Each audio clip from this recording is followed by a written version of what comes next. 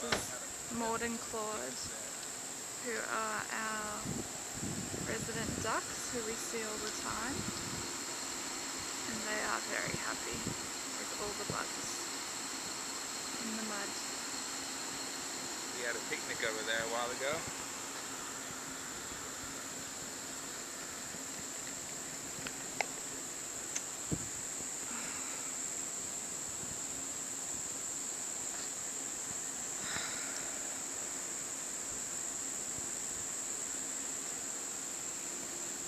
So this used to be a picnic park.